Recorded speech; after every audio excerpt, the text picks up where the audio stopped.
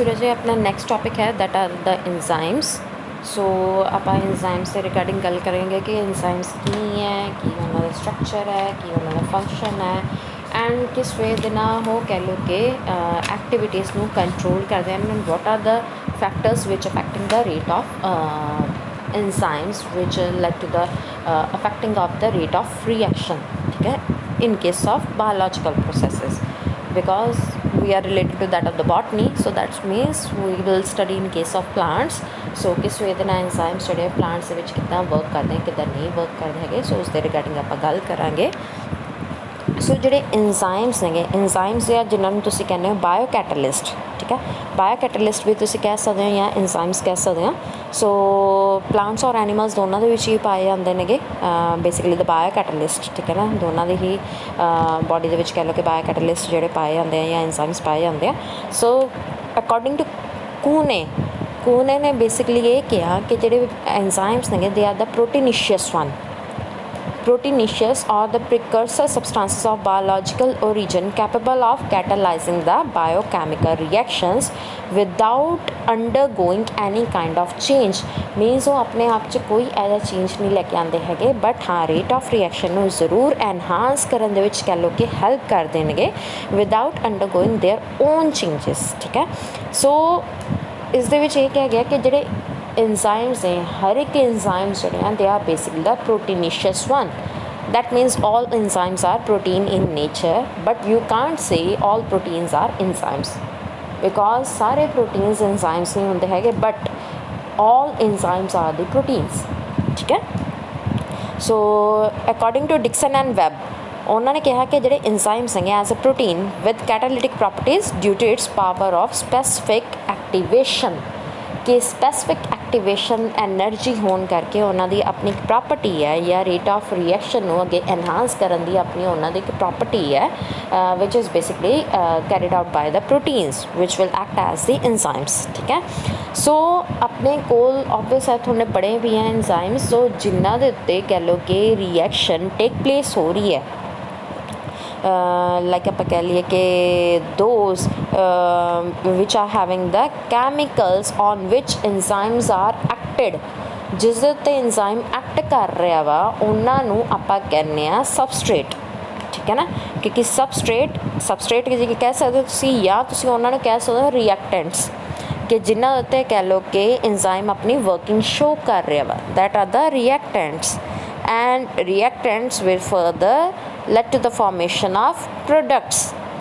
ठीक है, सो जिहड़े नैक्सट जिहड़े एंड प्रोडक्ट्स होंगे या कैमिकल्स जिहड़े ने वो प्रोड्यूस होंगे as end they end content they are known as the products. ठीक है, which is basically carried out by the enzymes। So a enzymes the main activity है how they will carry out the particular reaction from the substrate, they will lead to the formation of products, or from you can say that from the reactants they will lead to the formation of products। ठीक है, so enzymes are basically key to life। no enzyme no life, because जिन्नी भी थोड़ी कह लो कि weather plants ने weather animals ने, ठीक है, उन्होंने जिन्ने भी बायोलॉजिकल प्रोसैसिस अकर होंगे they are meant by means of enzymes.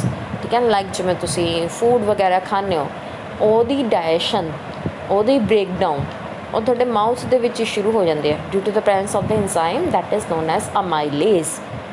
कि अगर एंजाइम्स नहीं होंगे they will doesn't lead to the breakage और doesn't lead to the formation of the main end product. ठीक है, so that's why they are the key to the life. Next is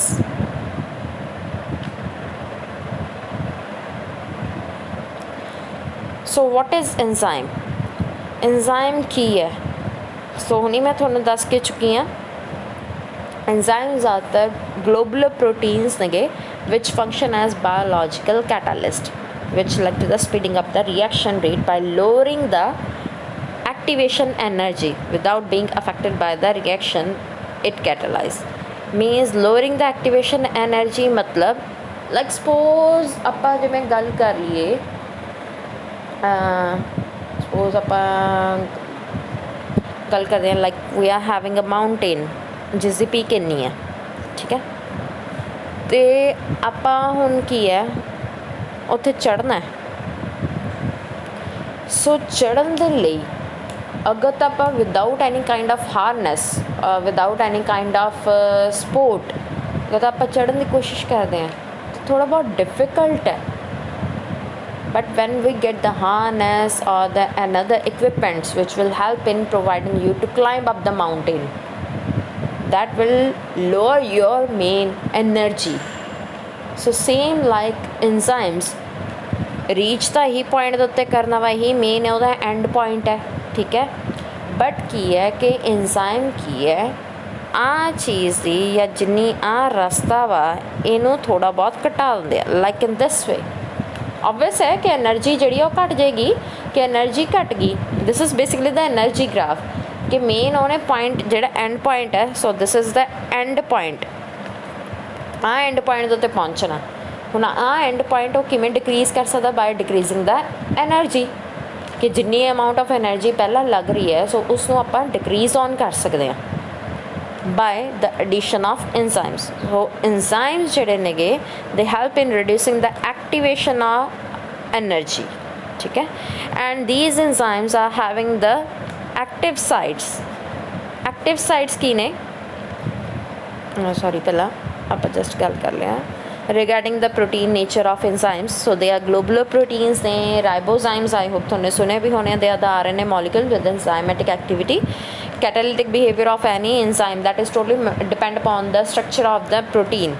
ਜਿਹੜਾ structure है protein का किदा दी ਉਹਦੀ composition है, वैदर प्राइमरी सेकेंडरी टर्शरी और द क्वाटनरी स्ट्रक्चर, सो उस चीज़ पर डिपेंड करती है। So enzymes of digestive tract मैं थोड़ा हुई दस के चुकी हैं, those found in the blood are present in inactive form that is called as zymogen. Zymogen भी एक तरह के एंजाइम्स ने but they are inactive in form. ਜਦੋਂ कह लो कि उन्होंने रिक्वायरमेंट हैगी है वो उदों ही एक्टिव होंगे ने, बट ज़्यादातर वो की है एंजाइम्स जोड़े हैं इनएक्टिव फॉर्म के रहते हैं, जिन्होंने तुसी प्रो एंजाइम्स या जाइमोजन्स कहने हैं। वो आगे आप गल करेंगे रिगार्डिंग किदे विच होंगे हैं, लाइक जिमें आप कह लिए कि काइमोट्रिप्सिन है, काइमोट्रिप्सिन बेसिकली एक तरह का जाइमोजन है, बट जी उसकी मेन एक्टिवेटेड फॉर्म है that is the trypsin, like in that way, so which will help in the digestion of proteins की digestion ਦੇ ਵਿੱਚ basically help ਕਰਦੇ ਨੇਗੇ। next is distribution of plant enzymes. so plant enzymes ਜਿਹੜੇ ਨੇ they are distributed in two ways, ਦੋ ਤਰੀਕਿਆਂ ਨਾਲ ਉਹ distributed ਹੈ। one are termed as the endoenzymes which are found inside the body of the plants, ਠੀਕ ਹੈ ਨਾ, and या जिन्हें तुम कह सकते हो इंट्रासेलुलर एंजाइम्स भी कह सकते हैं एंडोएंजाइम्स को। and another one is the exoenzymes. Exoenzymes they are the extracellular enzymes or those enzymes which are excreted out, ठीक है ना। exoenzymes basically these are those enzymes which are excreted by the cells, organs or individual for performing extracellular biochemical reactions, ठीक है। so exoenzymes they are not abundant as that of the endoenzymes. ਇਹ ज़्यादा abundant amount ਦੇ ਵਿੱਚ ਨਹੀਂ ਪਾਏ ਜਾਂਦੇ ਹੈਗੇ ਜਿੱਦਾਂ ਤੁਹਾਡੇ ਕੋਲ ਐਂਡੋ ਐਂਜ਼ਾਈਮਸ ਪਾਏ ਜਾਂਦੇ ਆ, ਠੀਕ ਹੈ। ਸੋ ਜਿਹੜੇ ਐਕਸੋ ਐਂਜ਼ਾਈਮਸ ਹੈਗੇ ਲਾਈਕ ਜਿਵੇਂ ਤੁਸੀਂ ਕਰੇ ਹੋਣੇ ਆ, ਸਪੋਜ਼ ਆਪਾਂ ਗੱਲ ਕਰ ਲਈਏ ਕਿ ਜਿਵੇਂ ਹਾਂ ਲਾਈਕ ਤੁਸੀਂ ਇਨਸੈਕਟੀਵੋਰਸ ਪਲਾਂਟਸ ਹੈਗੇ, ਇਨਸੈਕਟੀਵੋਰਸ ਪਲਾਂਟਸ ਦੇ ਵਿੱਚ ਕੀ ਹੈ they will lead to the secreting the enzymes for the digestion of the insects, ठीक है, which is basically caught by the leaf segments, ठीक है। and same ਜਿਹੜਾ scutellum है, scutellum of cereals that also produces some exoenzymes for absorbing nourishment from the endosperm, and same just like that of the bacteria as well as fungi, they are also helping excreting the enzymes which are basically termed as the exoenzymes, which will help in the digestion of the walls or the cell component of the another organism, because they will feed upon the another organism, because fungi as well as bacteria they are saprophytic one, so saprophytic obvious है they require the another organism to feed upon them, ठीक है। so that's why उसदे उत्ते feed up करन ਲਈ ਉਹਦੇ ਕੋਲ exoenzymes ਦੀ ਲੋੜ ਪੈਂਦੀ ਹੈ ਤਾਂ ਕਿ ਉਹਦੀ ਬੋਡੀ ਨੂੰ ਉਹ ਫਰਦਰ digest on ਕਰ ਸਕਣ ਜਾਂ break down ਕਰ ਸਕਣ, so ਉਸਦੇ ਲਈ exoenzymes required ਨੇ। and ਜਿਹੜੇ ਤੁਹਾਡੇ ਕੋਲ एंडो एंजाइम्स है, एंडो एंजाइम्स obvious है नाम तो clear है, that means those enzymes which are found in the inner side of the plant cells, ठीक है। लाइक जिवें तुसीं करदे हो माइटोकॉन्ड्रिया हो गया, mitochondria they which number of enzymes ने, बिकॉज तुसीं पढ़िया भी होना वा जूनियर क्लासिस दे विच कि mitochondria is basically termed as the power house of the cell, that means they will lead to the generation of the ATP, है ना। ATP की जनरेशन करते हैं। सो ATP की जनरेशन एज इट इज़ तो हो नहीं जाती हैगी, so they requiring a number of enzymes. Like जिवें आपां गल कर लीए कि अगर तुसीं सुनिया होएगा क्रैब साइकिल है, ठीक है। क्रैब साइकिल वेले नियर अबाउट तुहाडे कोल 12-15 एंजाइम्स जिहड़े ने you have to be required for the process to be goes on, like pyruvate dehydrogenase complex हो गया, आइसोसिट्रेट डिहाइड्रोजिनेज हो गया, सक्सिनेट सिंथेज हो गया, फ्यूमारेज हो गया, like in that way. So there are the number of enzymes which are required for the formation of the ATP, and also we are having the electron transport system also included into the part of the mitochondria, which will lead to the formation of ATP. And another organelle, like we are having a chloroplast, the plastids, chloroplast basically, which will perform the process of photosynthesis. So photosynthesis will be obvious that they require a number of enzymes to be going on that particular process, okay?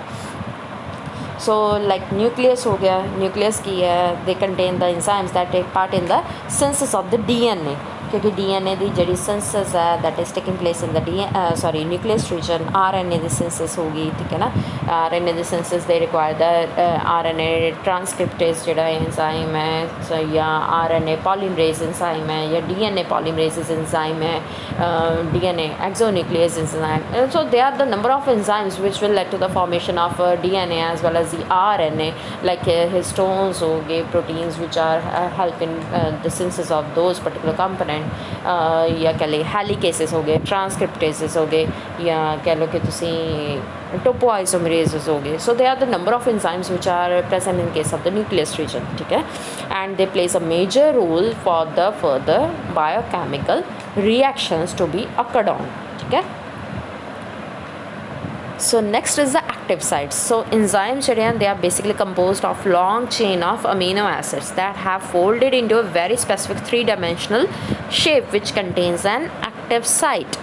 So active site जी एक तरह की folding है थोड़े कोल proteins दी या 3 dimensional structure of protein the which will lead to the formation of main site that is known as active site. So active site is a region on the surface of enzyme to which substrate can bind. Obvious है that is meant for only substrate. Active site is meant for only substrate ताकि substrate उससे जाके bind कर सके, ठीक है। तो active sites का काम यही है। एक्टिव साइट्स का काम की है just it providing area for the attachment of the substrate molecule, ठीक है। सो एक ही है जो ही कह लो कि बाइंड अप कर देंगे। सो ये की है जो एंजाइम्स ने एंजाइम्स उत्ते या एक एक्टिव साइट भी हो सकती है, एक तो वध के भी एक्टिव साइट्स हो सकती ने। So that is basically an area और very small area as comparatively that of the large size of the enzyme. So एक बहुत छोटा जिहा एरिया वा जो कि एंजाइम दे विच पिया होंदा as comparatively to that their of the size, ठीक है। सो इस विच की है कि जेडे हुन एंजाइम है जिन्हें कह लो कि अटैचमेंट करनी है इनकमिंग सबस्ट्रेट दे नाल, जेडे अमीनो एसिड रेजिड्यू होणगे